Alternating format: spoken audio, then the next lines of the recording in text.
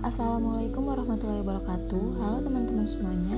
Kami dari kelompok 4 pada kesempatan kali ini akan mempresentasikan materi terkait akuntansi pajak tangguhan. Adapun subpokok bahasan yang akan kami bahas yaitu rekonsiliasi fiskal, beda tetap dan beda waktu, dan PSAK 46. Materi yang pertama yaitu beda tetap. Beda tetap timbul dikarenakan dalam akuntansi perpajakan terdapat istilah-istilah sebagai berikut. Yang pertama, penghasilan sebagai objek pajak. Yang kedua, penghasilan bukan sebagai objek pajak. Yang ketiga, penghasilan terkena PPh final. Yang keempat, biaya sebagai pengurang penghasilan bruto. Dan yang kelima, biaya bukan sebagai pengurang penghasilan bruto. Berikut adalah contoh kasusnya. Selanjutnya yaitu contoh kasus. Dalam laporan keuangan PT ABC terdapat 3 komponen yang menyebabkan terjadinya koreksi fiskal beda tetap. Yang pertama yaitu terdapat PPh final 4 ayat 2 berupa penghasilan deposito. Yang kedua yaitu terdapat PPh 4 ayat 3 atau bukan objek pajak yaitu berupa dana sumbangan. Dan yang ketiga yaitu sanksi administrasi pajak yang merupakan pasal 9 ayat 1. Setelah dilakukannya koreksi fiskal berdasarkan beda tetap, laporan keuangan PT ABC mengalami koreksi fiskal negatif, yaitu laba yang diterima PT ABC semakin kecil, yang awalnya berjumlah 3,6 miliar menjadi 3,2 miliar.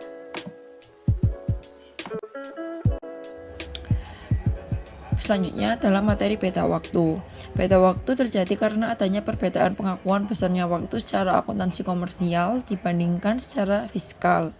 Misalnya dalam hal waktu pengakuan manfaat dari aktiva yang akan dilakukan penyusunan atau amortisasi, yaitu waktu diperolehnya penghasilan dan waktu diakuinya biaya. Koreksi beda waktu juga dapat terjadi karena perbedaan metode penyusutan, di mana menurut UU PPh metode penyusutan yang diperbolehkan hanya menggunakan metode garis lurus dan metode saldo menurun. Selanjutnya kami lampirkan contoh kasus tentang pencatatan persediaan. Bisa dilihat dari gambar berikut. Yang selanjutnya adalah perhitungan nilai persediaan, harga pokok penjualan, dan laba PT ABC dengan menggunakan ketiga metode. Untuk perhitungannya bisa dilihat di tabel di bawah ini yang menggunakan metode FIFO, LIFO, dan average. Sebelum menentukan laba perlu diketahui persediaan akhirnya. Rumus dari persediaan akhir adalah persediaan awal ditambah pembelian dan dikurangi penjualan. Sedangkan untuk mencari nilai persediaan akhir, rumusnya adalah persediaan akhir dikali nilai pembelian terakhir, yaitu hasil perkalian dari setiap metode yang dapat dilihat di dalam tabel. Apabila pada awalnya perusahaan dalam menghitung nilai persediaan menggunakan metode LIFO, maka dalam laporan keuangan fiskal perlu dilakukan koreksi fiskal karena harus menggunakan metode yang diperbolehkan berdasarkan UU PPh.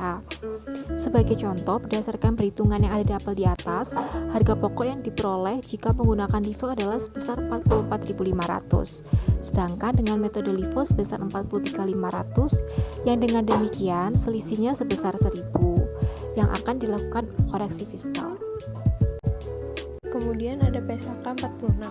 PSAK 46 adalah pernyataan standar akuntansi keuangan nomor 46 yang resmi dikeluarkan oleh Ikatan Akuntansi Indonesia atau IAI. PSAK ini mengatur cara perusahaan melaporkan pajak penghasilan atau PPh dalam laporan keuangannya, baik dalam laporan posisi keuangan maupun dalam laporan laba rugi dan penghasilan komprehensif lainnya. PSAK 46 menggunakan konsep akrual dalam mengakui beban, aset dan kewajiban perpajakan.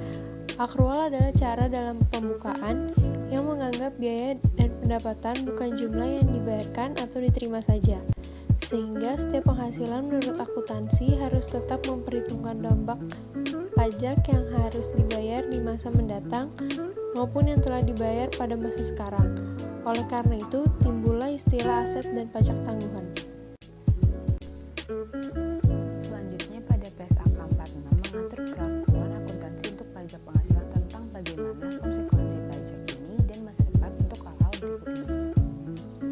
Yang pertama yaitu pemulihan atau penyelesaian masa depan jumlah tercatat aset atau liabilitas yang diakui dalam laporan kondisi keuangan perusahaan atau entitas.